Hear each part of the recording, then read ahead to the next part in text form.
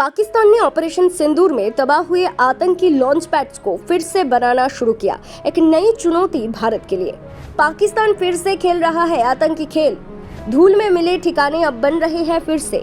पाक के नए आतंक की साजिश बेनकाब। ऑपरेशन सिंदूर से भौंकलाया पाकिस्तान, अब बना रहा है छुपे आतंकी अड्डे। घने जंगलों में छुपे पाकिस्तान के नई दहशतगर्द ठिकाने। फिर से जहर उगलने को तैयार पीओके। भारतीय खुफिया एजेंसियों ने पकड़े बड़े साजिश। ऑपरेशन सिंदूर के बाद भी नहीं सुधरा पड़ोसी। आतंक का जाल बुनने में फिर लगा पाकिस्तान ने मई 2025 में भारत द्वारा किए गए ऑपरेशन सिंदूर में तबाह किए गए आतंकी लॉन्च पैड और प्रशिक्षण शिविरों का पुनर्निर्माण शुरू कर दिया है।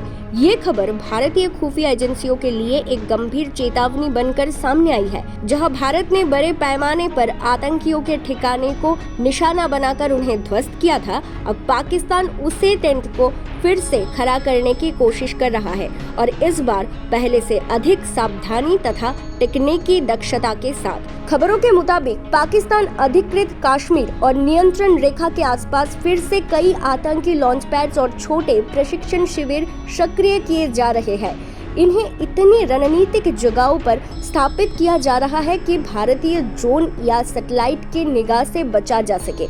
इन शिविरों को घने जंगलों और ऊंचाई वाले क्षेत्रों में छिपाया जा रहा है।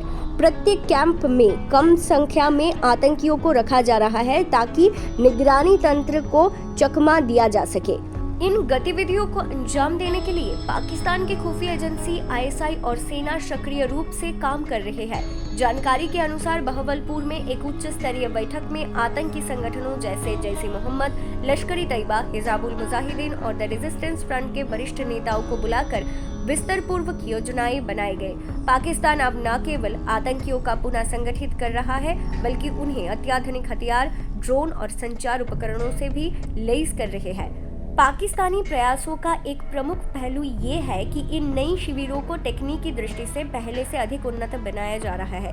थर्मल इमेजिंग से बचने के लिए विशेष सामग्री का उपयोग किया जा रहा है, जबकि ड्रोन निगरानी से बचने के लिए छिपे हुए प्रवेश द्वार और भूमिगत सुरंगें तैयार की जा रही है। कुछ शिविरों में कम फ्रीक्वेंसी रैडर और एंटी ड्रोन प्रणाली भी लगाए गए हैं, जिससे इन्हें सैटेलाइट या एयर सर्विलेंस के जरिए पकड़ना बेहद कठिन हो रहा है।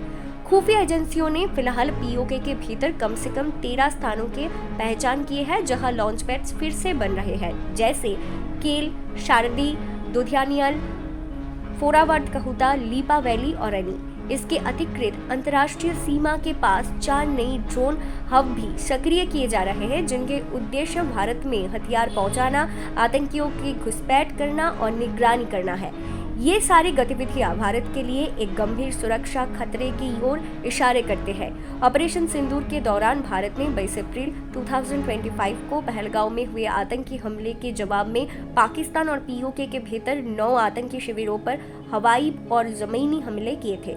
इन हमलों में कई शीर्ष आतंकी कमांडर मारे गए थे और पाकिस्तान को व्यापक नुकसान झेलना पड़ा था। उस वक्त पाकिस्तान ने इसे लेकर वैश्विक मंचों पर शोर मचाने की कोशिश की थी। Bureau report, news orbit 360।